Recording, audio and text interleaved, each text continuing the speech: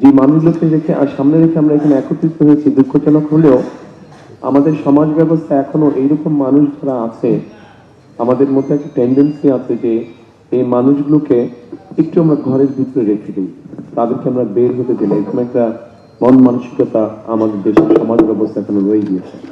তবে যে মানুষগুলো আজ এখানে উপস্থিত, যাদের আমরা গান শুনলাম, যারা বিভিন্ন বক্তব্য রাখলেন, কবিতা বললেন, এর থেকে পরিষ্কার বোঝা যায় আমরা যারা সুস্থ স্বাভাবিক আছি বিভিন্ন দৃষ্টিকোণ থেকে, তাদের অনেকের থেকে এই মানুষগুলোর মধ্যে অনেক গুণ আছে যেটা আমাদের অনেকের মধ্যে নেই।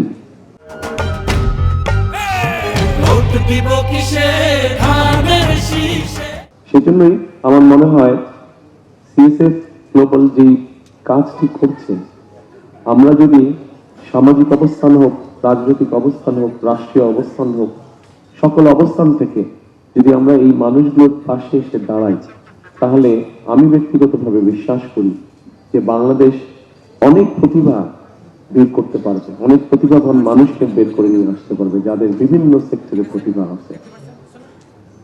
আমরা খুব যে বেশি কিছু করা প্রয়োজন তা না, শুধু এই মানুষগুলোকে একটু সুযোগ করে দেওয়া যাতে তারা দুনিয়ার আলো বাতাসে আমাদের আর 10 জনের মতনই স্বাভাবিকভাবে কম বেশি চলাফেরা করতে পারে।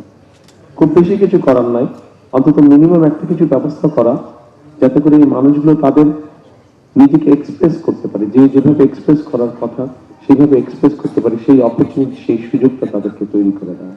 কারণ তারাও মানুষ, তারা আমাদের বাইরে না, তারা আমাদের ভেতরে, তারা আমাদেরই অংশ। আমাদের প্রত্যেকের পরিবারের মধ্যে এরকম কেউ না কেউ হয়তো একজন আছে।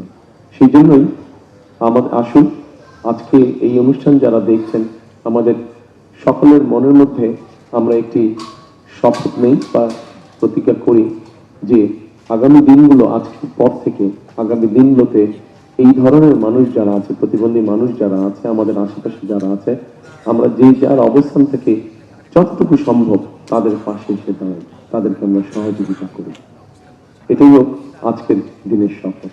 এবং পরিশেষে আবারও যে মানুষগুলো আমাদেরকে গান শোনালো, যে মানুষগুলো কষ্ট করে উপহার তৈরি করে নিয়ে এসছে আমার জন্য এবং ডক্টর জুবাইদার জন্য, তাদেরকে আমি আন্তরিকভাবে ধন্যবাদ করি। এবং আসুন আমরা সকলে মিলে একটা বাংলাদেশ গড়ার চেষ্টা করি, যে বাংলাদেশে কম বেশি প্রত্যেকটা মানুষের একটা মর্যাদা তৈরি হবে, আত্মমর্যাদা নিয়ে প্রত্যেকে বেঁচে থাকতে পারবে, সেরকম একটা বাংলাদেশ গড়তে আমরা চেষ্টা করি।